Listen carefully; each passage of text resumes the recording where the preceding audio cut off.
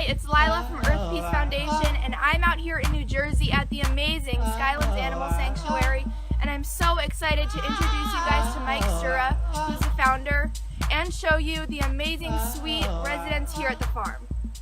So what first inspired you to start this sanctuary? Well, I had gone to other sanctuaries and volunteered at other places, and enjoyed doing that, but thought I had a kind of unique voice. So I thought I should kind of do my own thing.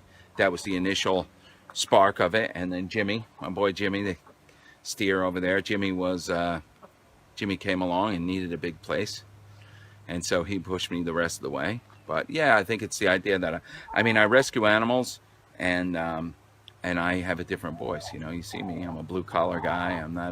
I'm not the average kind of vegan animal rights activist. Jimmy came from a family dairy farm up in Connecticut, a place with about 200 animals. He was taken from his mom at like half an hour old and brought like 15 minutes down the road to this plant nursery where they put him in a dog run, and they used him to lure people in to buy pumpkins and things like that. Jimmy was there for like 3 weeks, you know, and there was a woman and her daughter who would go and see Jimmy quite often in that dog run, and they would talk to him through the fence. And one day the farmer said to them, you know, you should say goodbye to him. He won't be here the next time you come. They're like, what do you mean? Where's he going? Auction. For what? Oh, probably dog food. Jimmy is the reason for the whole place. I had rescued a bunch of animals before, but I'd been able to find them homes pretty quickly. Jimmy was so sick when I got him, nobody was interested in taking him. I couldn't find him a good home. So when he came out of the hospital and I kept him, after I got attached to him, I didn't want him to leave. Pretty cute, huh? Oh. Come here. Hannah came from an organic dairy up in Vermont, just below Canada. She was born a twin, and her twin was a brother, and they were premature, and her brother was not fully formed yet, so he was stillborn. And so girls born with a twin that's a boy are often sterile. They call them free Martins. And so the dairy didn't want her. It was 2 o'clock in the afternoon on a Thursday, and she was going to auction on Friday morning. So I had to drive. I drove 11 and a half hours that day down to grab her and bring her back. And she is beautiful, isn't she? The cows are definitely my issue. I can't help myself. We've been around, got the land, and we opened to visitors on May 23rd. Of last year, so it's a little over a year. I have 23 cows. I think when they're tiny like this, they're so innocent, they need you. And then when they're giant, like Michael and Ben across the street, who are this tall at the shoulder, they can toss you in a tree like a rag doll. So what's the story of Freddie? So Freddie escaped a slaughterhouse in Queens, and he was running through the streets. And I got a call from my friend Franny, who asked me if I saw him. Saw the story of this cow running through the streets, and I said no.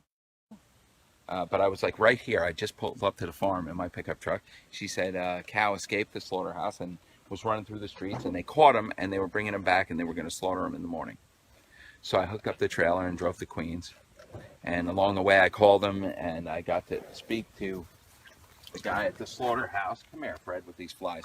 At the slaughterhouse, and at first he seemed like he was on board with the idea of letting me have him, but then they changed their tune. I figured, hi, Bill. I figured I would keep going. I got there. They said they'd be there at 8 o'clock. I got there at 7, and they were gone already.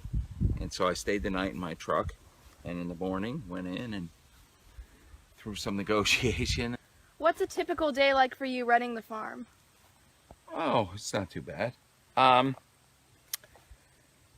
First thing, our animals don't go out that early. Some farm animals go out super early, but because the way we started out, the animals were where I kept my trucks, and we had bears around.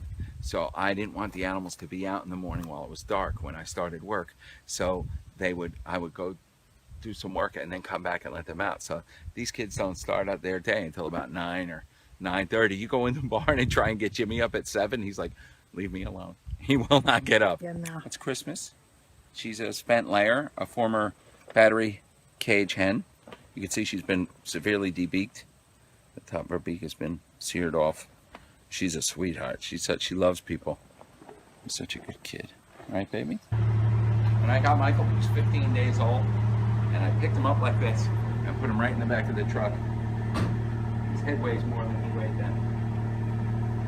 Right, big? Look how tall he is, huh? He's still got a lot to go, I think. I think it's important to go vegan because there's no reason not to. I don't see any negative to being vegan. There's no negative to being compassionate. There's no negative to not harming someone for no reason. Eating someone, taking products from someone who down the road is not good for us. Physically, it's definitely not good for us emotionally to be consuming products made from suffering. And yeah, it's good for the planet. Certainly good for these big kids, which is my major concern. It's been an amazing time here with Mike and all of the beautiful animals here at Skylands Sanctuary. And they take care of over 90 animals every day, and they're building up to accept even more. So if you could go to skylandssanctuary.org and donate to them, that would be awesome. This is Lila. See you later.